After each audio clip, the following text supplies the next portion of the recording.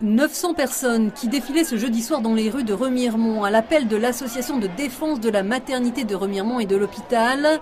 L'ADEMAT ne lâche rien depuis plus de 2 ans, depuis le partage des soins engagés entre les hôpitaux spinaliens et Romarimontain. Ils n'ont eu de cesse de nous présenter des plans d'économie et là, en clair, ils veulent qu'il n'y ait plus de permanence de soins à Remiremont. La permanence de soins, c'est les gardes et astreintes des médecins le soir, la nuit, les week-ends.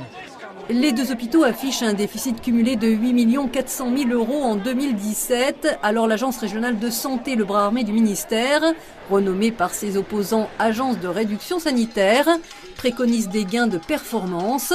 Après la maternité, un temps menacé, puis la cardiologie réorganisée, pour ces manifestants, le démantèlement de l'hôpital de Remiremont continue. L'externalisation du service de ménage, la fermeture de la cuisine à Remiremont au profit d'une centralisation à Épinal.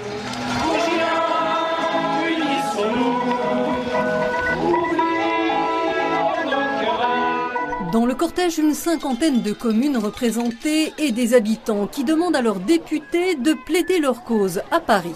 Moi je suis venue habiter à Remiremont très récemment en me disant c'est bien, c'est une ville où il y a encore un hôpital, un train, et puis je me rends compte que depuis 1 an, ça va peut-être bientôt changer. Vous voyez tous les gens de la Haute-Saône qui sont venus là, vous avez 10-15 pays de limitrophes des Vosges.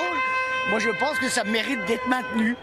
C'est la politique actuelle, c'est malheureux. 2, 3, allez, on y va. Le maire de Remiremont, lui, a baptisé symboliquement le centre hospitalier Béatrix de Lorraine du nom de sa fondatrice en 1724. Aujourd'hui, les élus refusent un projet dit de coopération médicale entre Épinal et Remiremont. Ils ont une présentation un peu particulière des choses. Je crois qu'il faut vraiment se mobiliser parce qu'on a besoin d'un hôpital présent 24 heures sur 24. Tous les jours de l'année et pas simplement des services ouverts de temps en temps. Et vous savez, il n'y a pas de fumée sans feu et malheureusement je pense qu'un jour ou l'autre on risque gros. Nous on n'a pas peur, comme j'ai toujours dit, on est prêt à négocier, à parler avec nos amis d'Épinal, mais il ne faut pas nous prendre pour des idiots, c'est tout.